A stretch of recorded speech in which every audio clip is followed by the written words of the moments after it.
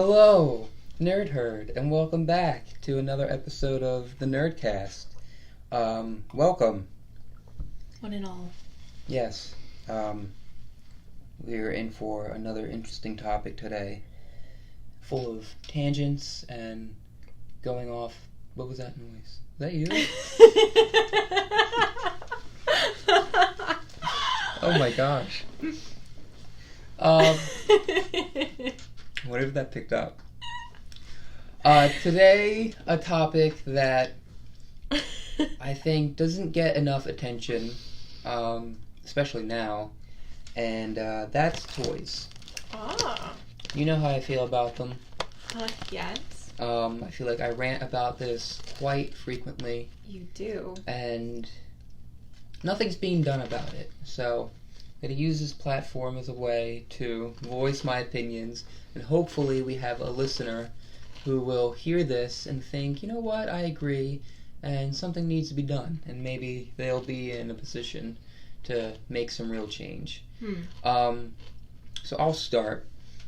My stance on toys as of right now is that they're weak. They're not being made for playtime anymore. They're more like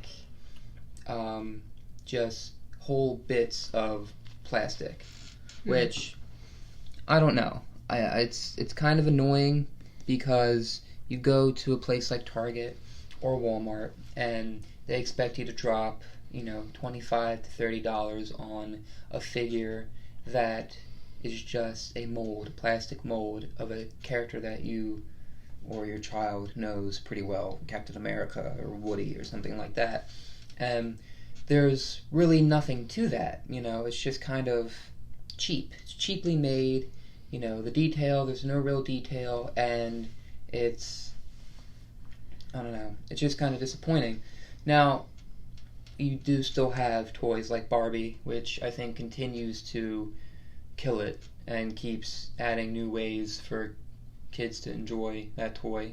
Lego, which although extremely expensive, is always evolving and coming up with new brick types or new model styles. Right now they're into sculptures. I've seen a lot of Star Wars kits where you can build Darth Vader's helmet or a full-size BB-8 model out of Lego, which is really, really cool. So it's not just like build Harry Potter castle and here's 4 figurines to go with it anymore, which, although, that was still awesome. It's nice to see that they're trying something new and trying to get a different audience to fall for that toy, because a lot of people do that with Lego. They make sculptures and stuff, so it's nice that they're working that into their toy line. But I don't really have problems with toys like that. I guess because of my childhood, what I grew up with were action figures, and I played with that all the time.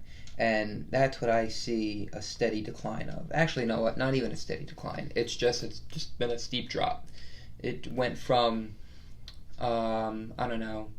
maybe after that, last Transformers movie came out, they had, a whole line of, different Transformers, both from the movie and from the comic series and the video games, filling up aisles, and there's so much variety. And now, you would go, and the movies aren't popular, but the franchise is still pretty popular, and maybe you get a quarter of an aisle and it's just repeats of the same 2 characters. And I think that's the same for Star Wars and Marvel. Marvel especially, I remember when KB used to be so popular, there'd be a whole aisle dedicated to Marvel, and now Target, there's half, if that, because Disney bought it and is still making it so popular. You get half an aisle, but it's all little characters that barely move, or a figurine that has something that launches off their wrist, and it's just not fun. I look at that and I'd be like, who's gonna sit there and play with that for more than 5 minutes and then get immediately bored? And now with our little brother, I sit and I watch him play with toys, and he plays with toys right now the way you would probably play with those toys in the store. He just smashes them together, or he throws them around, and they're just hardy pieces of plastic that can take a beating. Right. But the toys that he's doing that with have detail, have all these different points of articulation, and can be posed. And I almost want to sit there with him and be like, here, like, this is like, you know, try this instead. But like, I'm let him play the way he wants to play.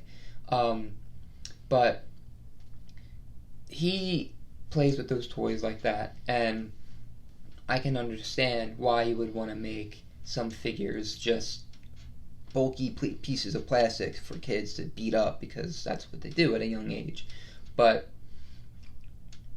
once you get past a certain point, like I remember when Josh was like 8, he just completely stopped playing because the toys that were coming out couldn't compare to the new toy for him, which was video games. Mm-hmm. And I think that's the problem.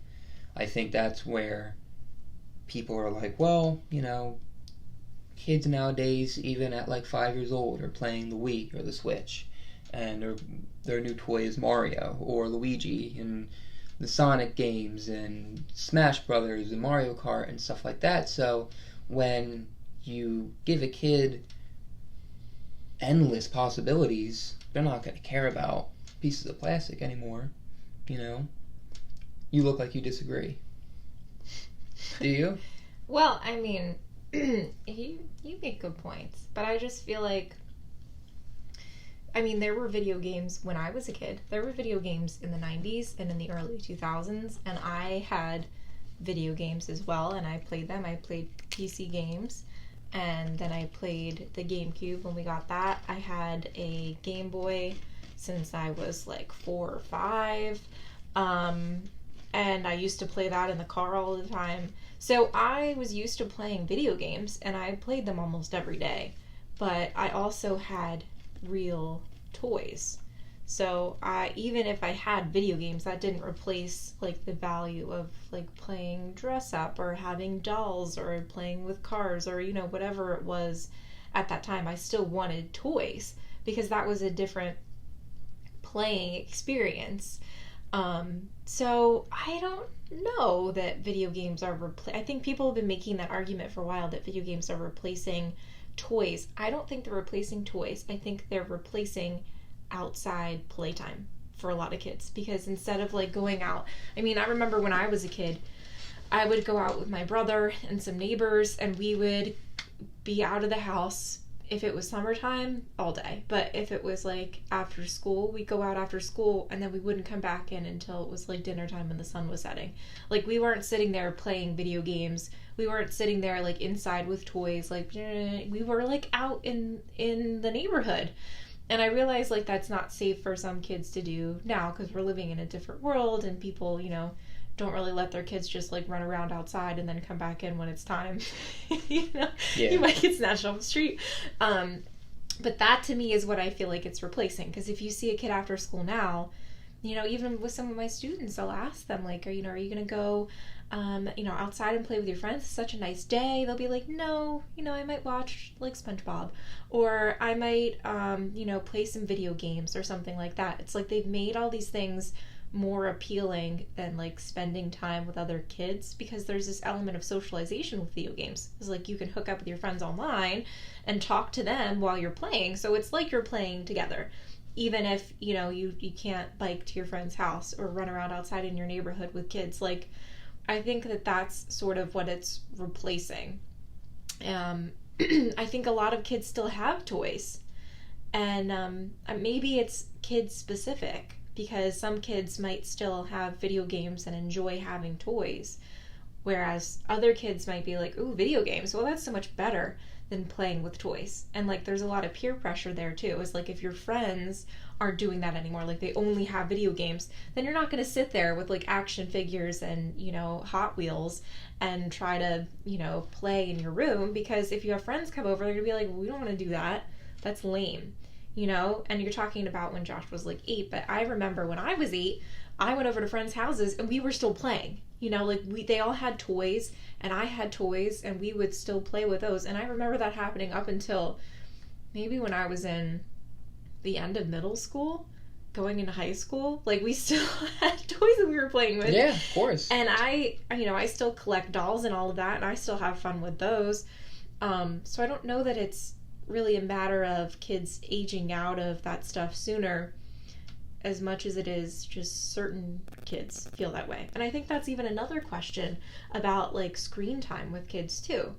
Because I have more of a problem with the fact that kids are, like, on screens basically from the time that they're born until, adulthood, when they have a phone like we do, totally attached to them. Well, that's become the new thing, right? Like, in a restaurant, like, I remember when I was a kid, my mom would pull out, like, a bag full of G.I. Joes or, like, dinosaurs and be like, okay, here, now, play while we eat, and then get ice cream after or something like that.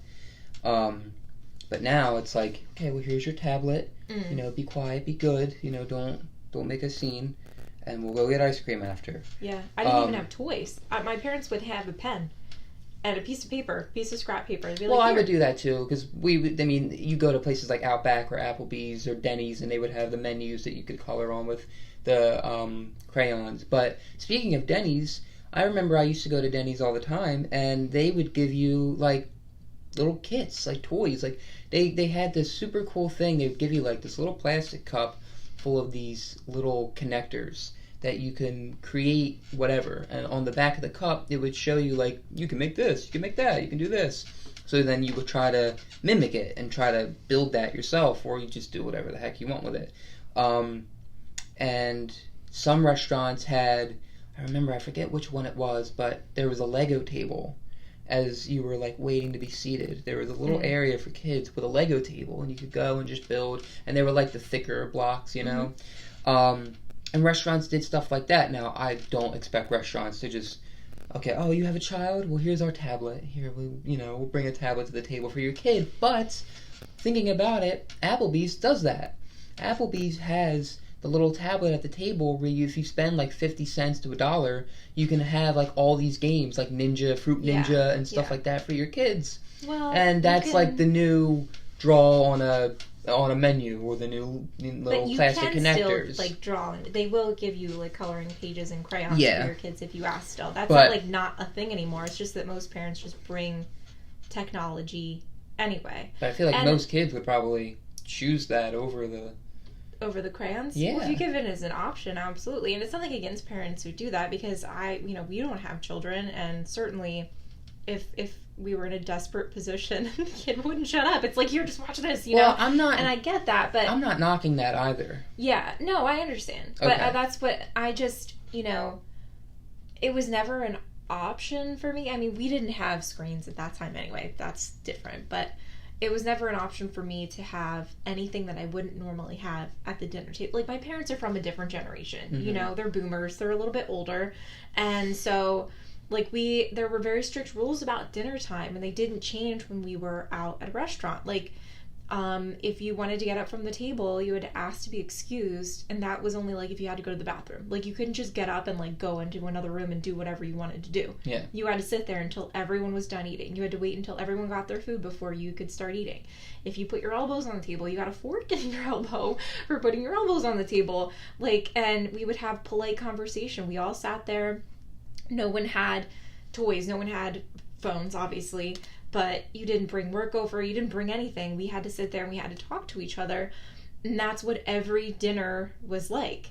Every time everyone was home, that's what we did. And if we went out to a restaurant, they would let me, like, draw on something. They would give me crayons, or they would give me a pen and let me kind of, like, be creative with that stuff. I was never allowed to bring toys in, because they're like, well, you don't get toys while you're at home at dinner. And it's different for every parent. But I just feel like that expectation was never there for me, where it's like, oh, we can go out, okay, so then I can have this to play with or on, so, and I think it's kind of what your kids are used to too, because if you let them have that stuff at home, then you go out to a restaurant and you don't let them have it, then that's going to be a different scene. Yeah. Like, if we had tablets back then, and I had been allowed to watch a tablet while we were eating dinner, and we went out to a restaurant, I probably would have thrown a fit because I didn't get to have the tablet. Yeah. So I think that's different. It's about what kids know and expect, and you can't just, like, change it up on them right away, but it's just different. Everyone kind of raises their kids differently, and I think that that's what really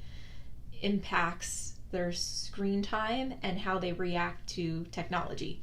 It's like whether you treat it as like a privilege or kind of like an expectation. Because for me, screen time was a privilege. That's a good point. You do your homework, you eat your dinner, you play outside for a bit, you can watch a little bit of TV. You can play one of your video games. Like, it was used as like, you have to earn screen time. That was different for me, and I feel like we're talking about this on the wrong episode, because I do have one scheduled for video games and stuff. I'm but sorry. No, it's fine. But to go on to that, I think it was a little different for me. It was that, but it wasn't as strict. It was a little more loose. Like, I was urged to go outside, don't play video games all the time, play with your friends, go on your scooter, go on your bike. But I never had to earn screen time because as soon as I came home, once I did my homework, if I wanted to go in my room and play a video game for maybe an hour and a half before dinner, then that was totally fine. Mm-hmm. And then if I wanted to, I could play after dinner before bedtime. But it was so like, I don't really feel like playing anymore. I'd rather hang out with my family because that's just kind of like the way my family was. They made it so fun to hang out with them that I would rather hang out with them than play video games. Yeah. So, but I also didn't have any of that until I was in middle school. Until I was Well, you had like a TV, right? Not in my room. Oh. When I was young, I had... Well, I didn't either until I was older. I had a CD player that I would fall asleep to, and I would have like different soundtracks. That's why people joke that I would be like waking up the whole neighborhood with my Harry Potter orchestra when I was a kid. Because that's what I would listen to, and that's what would put me to sleep. But I think Uncle Robert gave me my first TV. It was one of like his old ones that he didn't use, and it was so weird. It looked like a computer screen, and it had doors that opened, and it came with a remote, and I hooked that up to Uncle John's PlayStation 1 and watched movies. Was it a flat screen or was it like a real like TV? Like it was a bulky TV. It was definitely not a flat screen. Mom bought me my first flat screen, but it was bulky, and I was like, oh my god, it was like, oh, I got to watch my movies in my room. This is great, I don't have to share the TV. I can watch whatever I want. And I had like 8 movies like on DVD that I liked that I would put over and over again on repeat, But then I started gaming, PlayStation and Xbox. But before that, video games were more of a family affair. Like, we would all sit together and play Pac-Man and try to beat Pac-Man and take turns and try to beat all the levels and stuff like that. And it was crazy. Like, there was no internet, but like we were trying our best to like look up like, how do you beat this mode quicker? Well, there was internet when you were a kid. No. There was no like quick Google search like, let me get the answer to this, because Absolutely, there was. Not everybody had the answers like that, like they do now for a video game, especially one like Pac-Man. There was no Let's Play where people were like, here's how you beat stage 1-3 of Pac-Man. I misspoke. Of course there was the internet, but so you're younger than me. There was definitely internet. But you know what I mean. So we were doing stuff like that, Duck Hunt and Mario. We were all taking turns and sitting around one TV and playing. Well, your family members were also younger too. True. So you had the advantage of that. Yes, but that became a family thing, and then once we got the Wii, that was nonstop Wii Sports and the dancing games and stuff like that. So in my family, it's always been more of like, bring everybody together, we're all gonna play video games together. And even now with like the Switch, it's still a big family event. Yeah. So that to me is like, that's where video games fall. And like, I was never obsessed with it. It was never something that I'd rather do over anything else. So it never had that effect on me. But it was also never like, ooh, like it's rare, it's gold. It was just kind of like, it's part of my life. It's just, I do it when I want to, and we do it all together, or sometimes I play by myself. It's not a big deal. But when I was a kid, to bring it back, always preferred toys, and I would just spend hours in my room with my toys. I would reenact movies or come up with my own adventures and stuff like that. And I don't know every kid, so I don't know how kids play, but I just feel like toys today are not very supportive of imaginative children, because if you have, and there are some cases where that is not true, but I feel like most toys that I see on the shelves today are very stiff, and they have projectiles that can get easily lost, and like there's nothing to it. It's like you can stand it up, sit it down, and move its head, and that's it.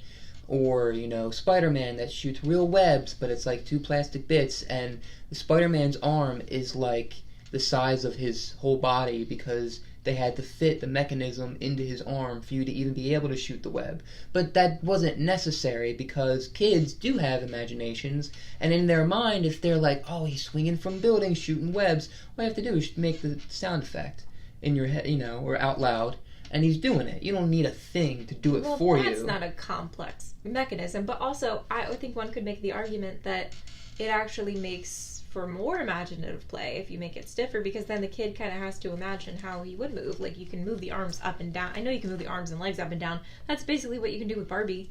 Barbie's not really that flexible. I've seen the newer Barbies, and her waist moves and her joints bend. The waist always has moved, and you can move the arms, but they were always very stiff. And so, if anything, they might have made her more flexible than they used to. Yeah, that's what I mean. And I remember in the 90s, they had the Barbies that, like, literally were like a triangle on top, and then they had the legs that came out, and you couldn't really do a whole lot with those. Yeah. I saw those in your room. And then... and then as time went on, I've been a collector now for many years. The newer ones, I've noticed, like, have a different shape. Like, they're more natural. They look like a real like person. A human. Yeah. So like a Dorito with legs. Yeah, exactly. Like, they made them look a little bit more realistic than they used to, and they've gotten more inclusive and all that, and that's great. But I just feel like you could say that you have to be more imaginative when you make the toys less complex. Like, if that's your argument that they're making them less complex, I think that it still requires imaginative play. I think your point about them being cheaply made is good, too, because... like, the toys that I had when I was a kid, we went through boxes of them, and they're all still in working condition, except for a couple dolls where the hair, like, came off that were really cheap. But, like, all of the toys that were, like, branded are solid. Yeah, like, they're still good today. Plastic or metal, like, they're good. Like, they run, unless I left batteries in there and destroyed it, but... for the most part, like, the stuff is still as it was when I had it. Yeah. And I definitely think that they've gotten cheaper with the materials, and that some of these things aren't as sturdy anymore. Like, for example, like the cash registers you might get, or, play sets and things like that. They aren't as sturdy as they used to be. But some things I think haven't really changed. Like, dolls are still kind of the same. And stuffed animals are still kind of the same. Like, those are the toys that I see a lot of kids who are young, who are, like, toy age, because they're all under 10, and they all still have toys. They all still play with toys, and a lot of them also play video games, but they bring toys to school, I'm not saying there can't be a balance. Of course there can be. But I think there's more of a balance than you have perceived based on the kids that you've seen. I'm basing this off of what I've seen in stores, because in my mind, the way toys are being produced and sold today is almost like, well, the toy makers are sitting there thinking, well, nobody really cares. Kids aren't not playing with toys as much as they used to, so it doesn't really matter if we cut corners to save money and make these cheaper, crappier toys, because at the end of the day, they just want it because it looks like, oh, this character from this show or this movie, so they're going to buy it, we're going to get the money, they'll take it home, they'll find out that it's boring, and then they'll just go back to playing video games anyway.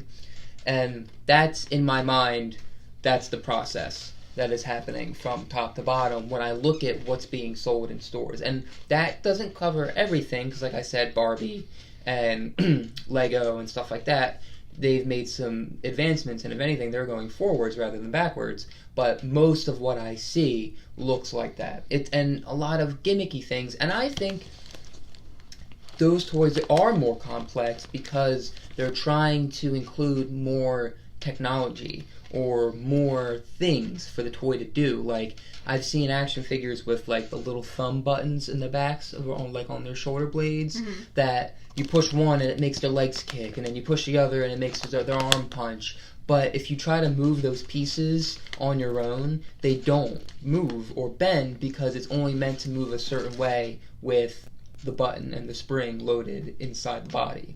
So you can't really play with that unless you're just rock'em sock'em roboting it with whatever other kid you're playing with, and you just have the two triggers on the back, But other than that, that character's head probably moves.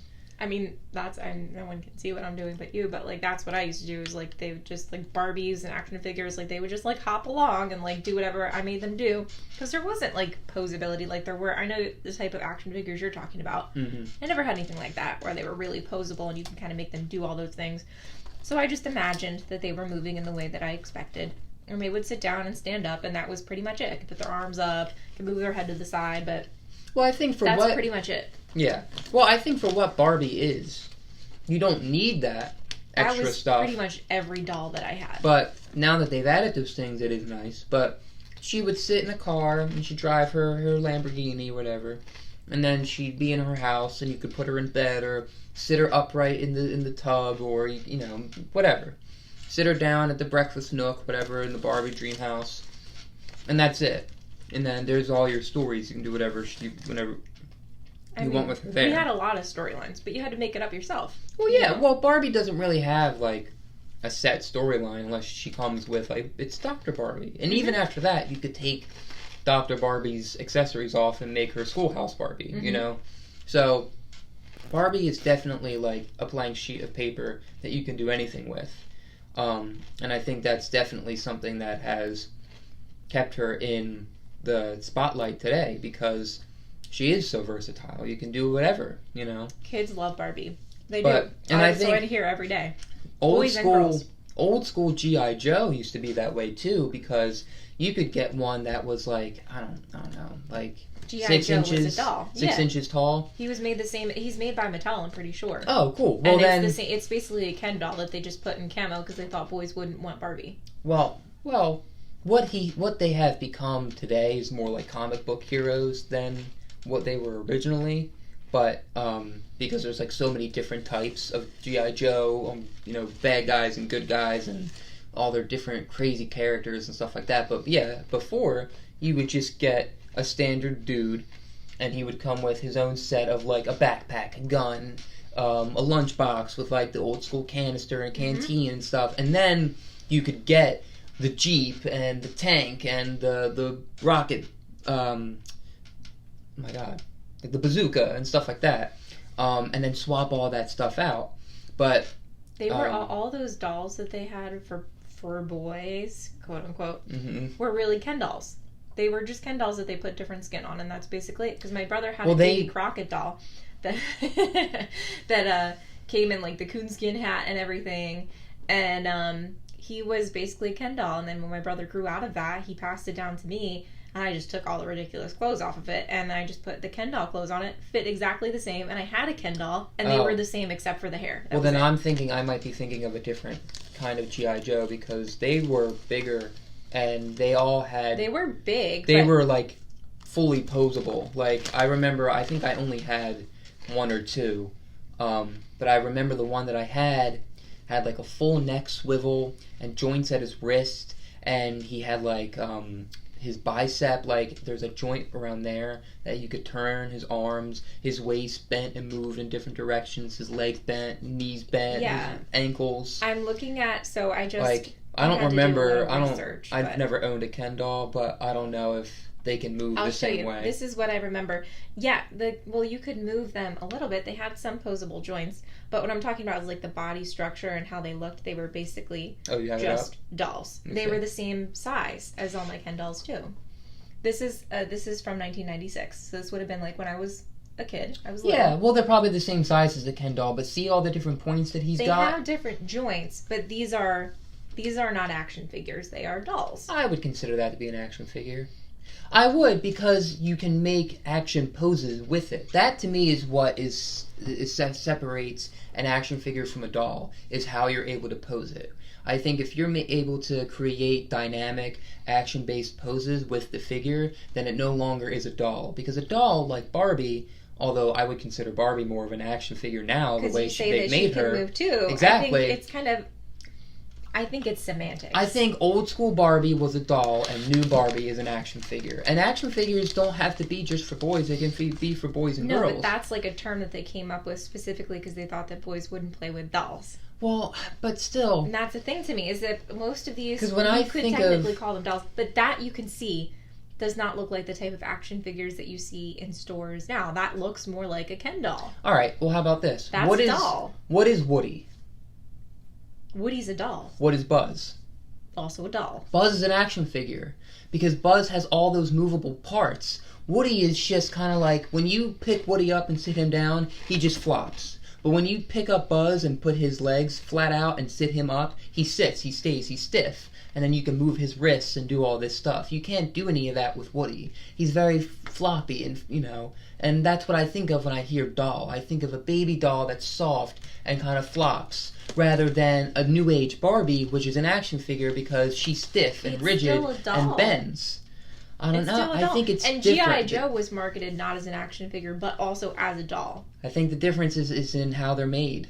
I don't think it's about who it's aimed at. I think it's about how it's made. I mean, I don't know. It's semantics, I think. It really is. And I do think that it is about who it's aimed at, because things that they're aiming at boys, they're not going to call dolls. Like, there are, like, Marvel and DC characters that I would consider to be dolls that they sell in the stores that they call action figures. Like what? Like, like the Black Widow one that doesn't really look like her. The one that looks like the comic book version? Yeah, that's a doll. That's a doll, but they'll call it an action figure. Yeah, but she's made of plastic completely. Mm-hmm. Well, what about that as a doll?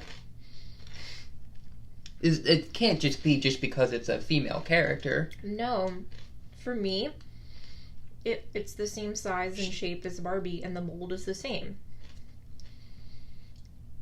I've had a Black Widow action figure based off of the comic books, and she is definitely not the kind that you're talking about. I'm talking about, like, they have these characters that are in Target. I don't know if I'm going to be able to find one specifically to show you, but they have those characters that are, like, in Target, for example. I know what you're talking about then. You know what I'm talking about. They look like Barbies. Well, they did that on dolls. purpose. Don't you think? Because they're trying to aim it because it's Black Widow, so they just think, but they do that with, just because it's Black Widow, we can aim this at specifically girls. But there's a Captain America and a Batman, and they look like that too. They're dolls. They're like Barbie sized, and they're made from the same molds. They put different clothes and skins on them, but they're I don't think that's necessary. But they're just dolls. Because I think, like, those characters. I mean, I playing Fortnite. I see a lot of other people running around as Black Widow who have, like, "My name is Fred" as their tagline, like that's their gamer tag and stuff like that. Like, I don't think that she's just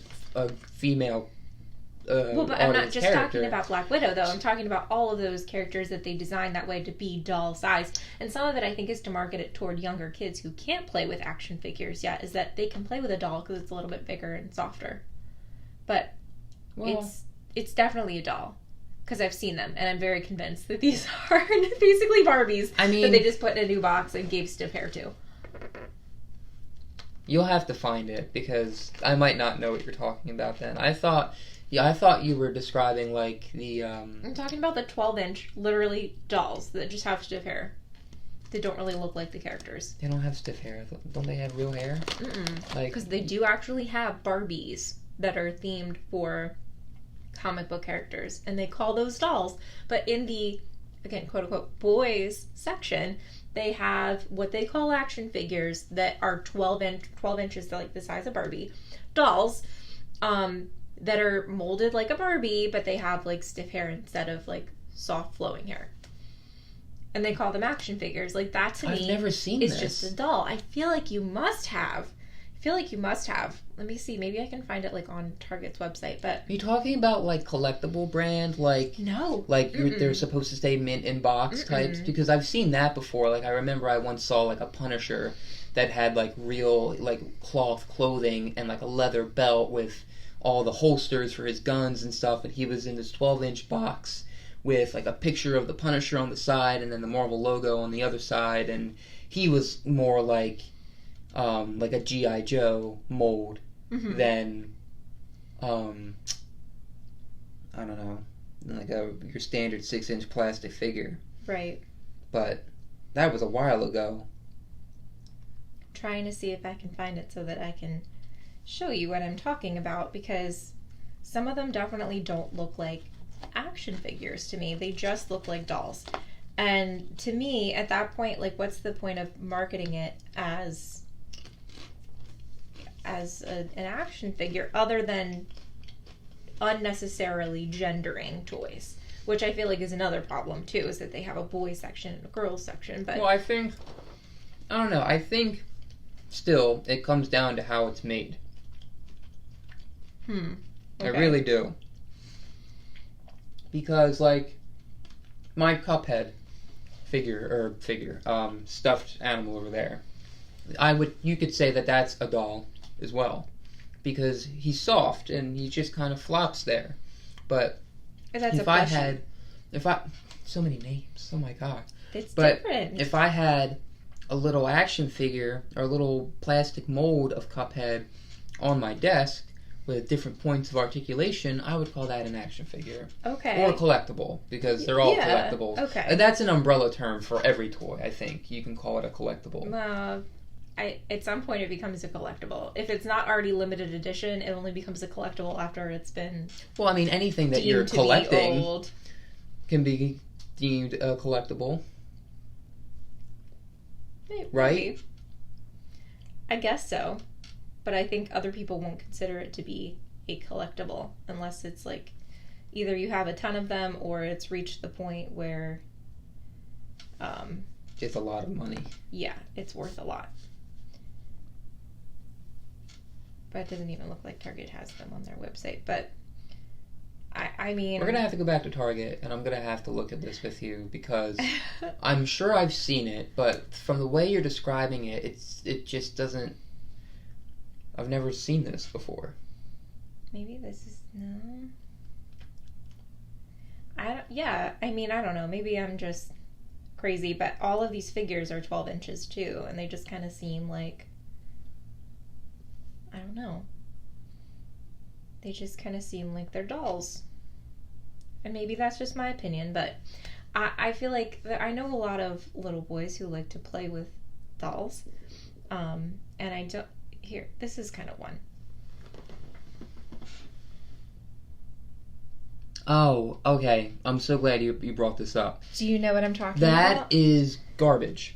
That's what that is. Because, you know what? Would you agree that is a doll? No, it's not. It's in a Barbie box. No, it's not. Let me tell you why. Because that's not a doll, and it's not an action figure. That is exactly what I was talking about at the beginning of this. And it's toys like that bothered me so much, because that Captain America figure doesn't look like him at all. You're right. It just looks like a generic Captain America toy. But that is the type of doll, figure, plastic collectible, whatever you want to call it. His arms move in one direction, and it's this way. It's just up. His legs move in the same direction, and his head swivels. But Barbie had posable arms and joints. That is not anything. That is a doll to me. From the size to the molding, like all of it is it's a doll. It's not an action figure, right? You can agree on that. It's definitely not an action figure. It's a doll. It's in the way it's made. You know? It's in the way it's made. That is not an action figure, and it's certainly not a doll. I think it's in a weird category all on its own with toys like that. And now I know what you're talking about. They have a ton of those. They come out with them for every Marvel movie, and it's so annoying because it's such... And the DC movies, too. It's such off-brand nonsense, and all they do is slap a logo on there, and they say, like, this is the character, when it's so not. And it doesn't have to look like Chris Evans or Scarlett Johansson or Gal Gadot, but it, like, should at least look comically or film accurate if you're going to say that it's from this movie or franchise. And it's so annoying, like, that... Well, they don't say it's from the movie because then they would have to pay the actors royalties, so they don't. Well, I saw ones that are in that same box that are all wearing the Endgame Avengers suits. You know, the suits that they wear that they can, do the time travel in? that they're wearing those suits in from Endgame. But if you don't put the movie and you don't put the actor's face in there, you don't have to pay royalties. So that's the difference. They put Thanos' face on it. So yeah, wouldn't they have to pay Josh Brolin? No, because it's not really his face. It's just the character. Okay. Anyway, my original point is that is crap. That toys like that are crap. And I don't think that it should be accepted. I think it's lazy and cheap. And I don't think it's worth anyone's money. And Bubba has one. Blaze, or my little brother, he has one. He has an Iron Man. And I looked at it and I was like, this is nothing. But it's. Can you agree? Because I really feel strongly about this. Can you agree that those are dolls? No. Why? Because when I think of a doll, I do not think of something like that. And I had dolls, like, for example, I had Polly Pocket, which is basically the same as that, but small. And I think they were wrong for calling Barbie a doll as well. I think Barbie is a doll. But they say Barbie doll and you just associate that with the term, but I don't think that what Barbie is. I think Barbie's a figure. I don't think she's a doll. I really don't. Because you can pose like when I think of doll, I think of Barbie, or I think of stuffed dolls, baby dolls. Like, but that's okay. That's your association. Doll. That's like a but that soft doesn't mean that's toy. all that it is, though. And I don't know. I mean, I've never looked up the definition for a specific distinction between an action figure and a doll and a plushie. And I think some of it does come down to a matter of opinion, but I think a lot of it is just branding. And our associations are due to the branding that we've seen and what these companies want us to believe. But those toys that I showed you, the ones that are like stiff and 12 inches, the same exact size and molding as the kind of off-brand Barbies you can get. And they still make off-brand Barbies, by the way. Is she 12 inches? Yeah. She's that tall? She's like this big. She's big. They're very tall. They're all legs. But yeah, they're like the same size and shape and molding as Barbies. And that's why that house is huge. They should have made her smaller. They could have saved so much plastic. But that's my point, is that those are definitely dolls. Like, in my mind they are. Because I had dolls, and that's my frame of reference, is like for example, a Polly Pocket, which was stiff, hard plastic, that you could kind of like, you could move her around a little bit. She was kind of bendy like an action figure, but she was very small. But that is a doll too, and that was hard plastic. And that's so for me, it's a collectible now because of how old it is. I won't say exactly. There's so many of them, you know. It's probably at least 2 decades old, but I feel like that is a doll, so those, what they're calling action figures, are dolls too, because they have the same mechanisms. And what's the difference? It's a matter of who they think should be playing with it and how that marketing is going to go for the kids and the parents too. Because there are some parents who are very much like, oh, my little boy's not going to play with dolls, or my little girl's not going to play with action figures. She's going to have American Girl, you know, like. And I think that that's kind of the toxic culture too. But American Girl is more of a doll because they have softer parts. Well, it's not more of a doll. It is a doll, but their dolls can be so many things, you know. And you have collectible dolls that are made of porcelain. Like Victorian dolls are porcelain, but they're still dolls. Okay. You could. I can see your point. But I'm not going to try to change your mind, but I'm not going to change mine either. And it doesn't, to me, it doesn't come down to who's playing with what. I think everybody should just play with everything, and the more people play with toys, the better the toys are going to get. But I think when it comes down to it, it's about how it's made, and I think it's about the type of, not plastic, but, the type of material being used, and the way the toy is designed. But my toys from my childhood completely go against everything you're saying. Because I have Diva Stars too. Your My Little Ponies are neither.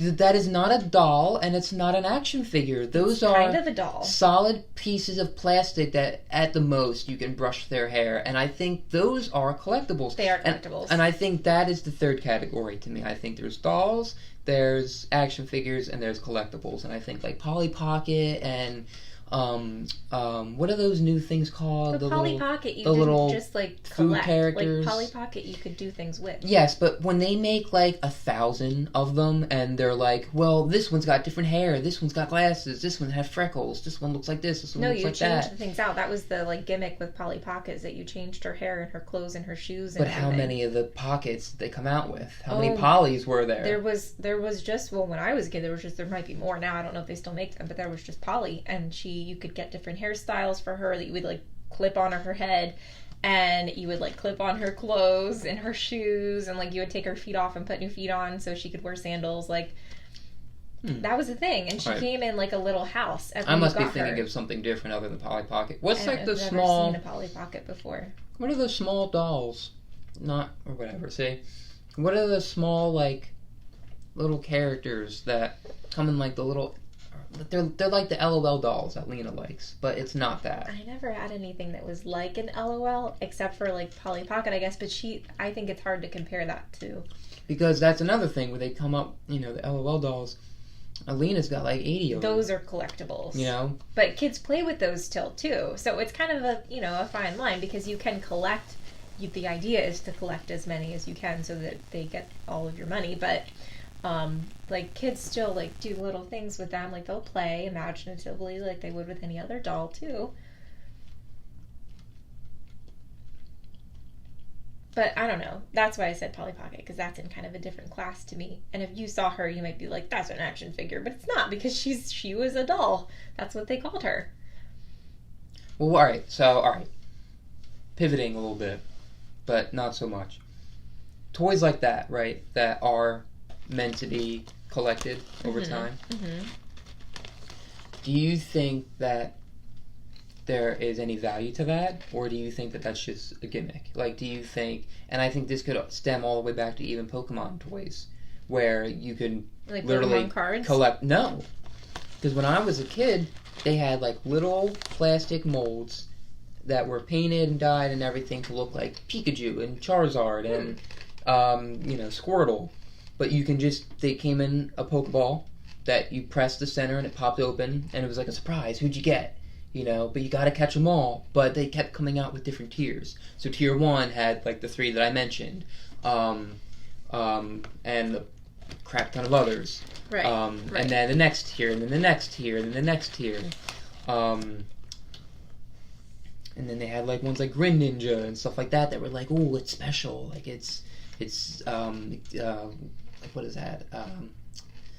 Like the rare ones or whatever.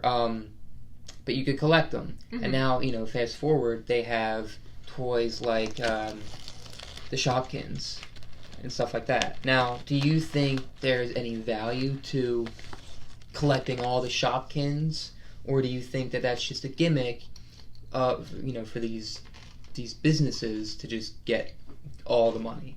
Because each one is cute and looks different, and it's based off of a food, and maybe you're like, well, I wanted the Oreos one and I didn't get it in this collection, so I'm gonna have to buy the next box so I can get the Oreos, or I want to keep buying the bags until I get the specific, What do you mean by it has value? Like, do you get anything? It's like, are you getting something out of that? Like, are these toy companies trying to give something to kids by selling it that way, or are they just like, here's another piece of plastic that you can collect, give us some money? I mean, they're never trying to give something to kids. It's always about money, because they're businesses, and True. businesses try to make money. So I think there are some toy companies that are trying to like enrich playtime or a child's experience. For like babies, yes, because that's the main draw. That's what parents want, is something that's going to help them learn.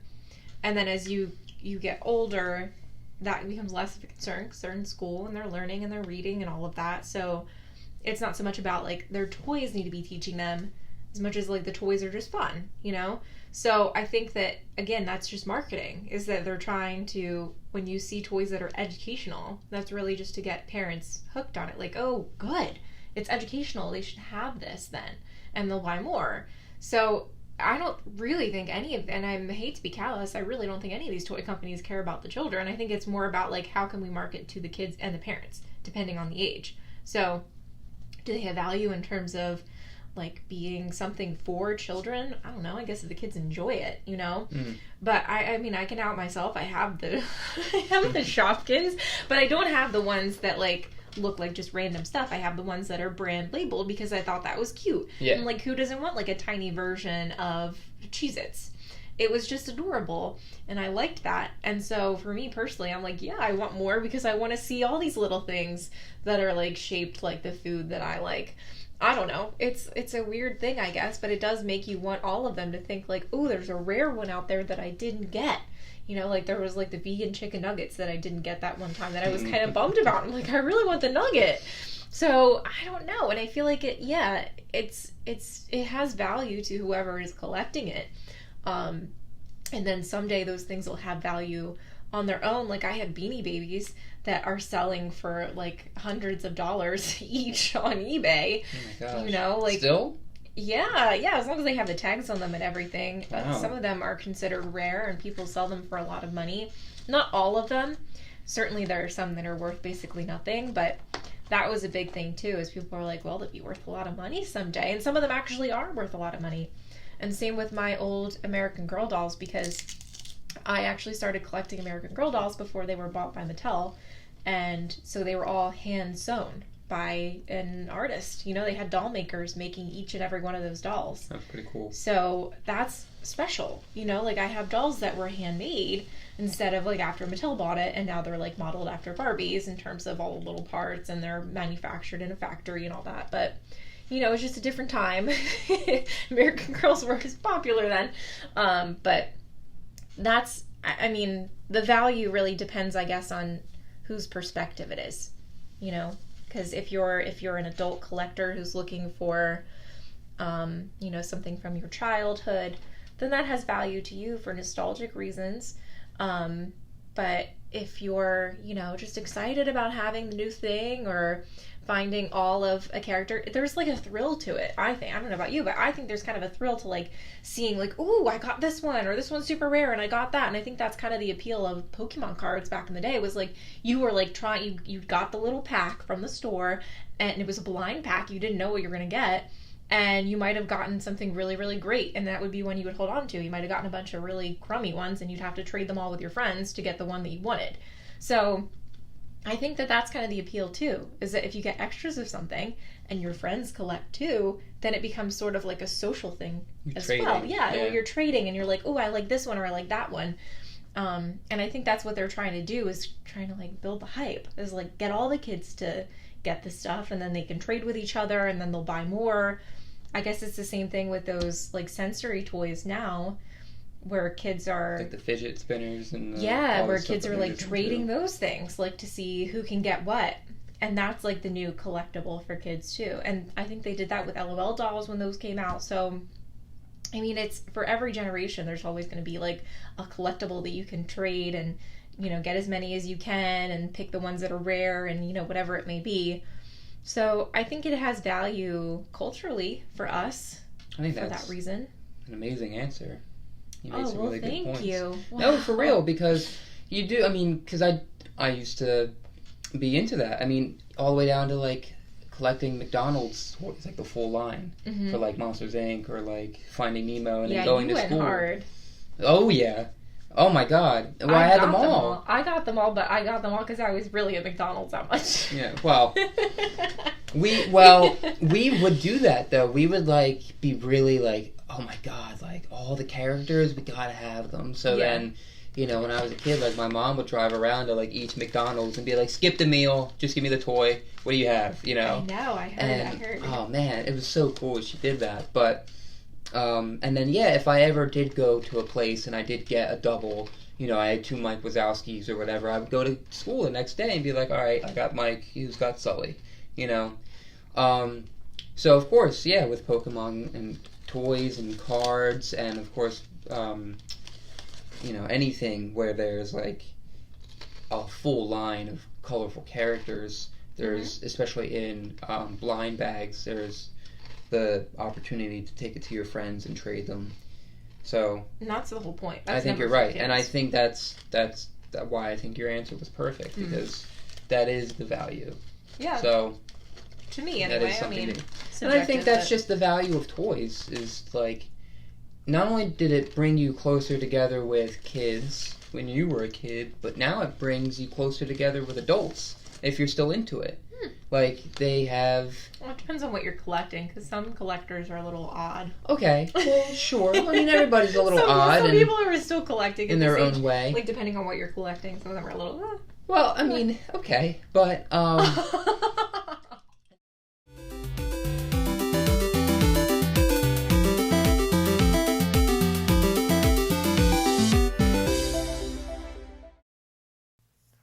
Hey everyone, thank you so much for listening to this episode. Ange and I had so much to say that I had to end up separating this into 2 episodes. So part 2 will come out soon, but again, we appreciate you listening, and if you would like to find us, you can do so on Instagram. The NerdCast channel is at Mr. and Mrs. Nerd on Instagram, and you can find Angelina at SpookySandwich66 and me at JB_Visual Arts. Again, thank you so much for listening, and we'll see you in the next episode. Stay nerdy.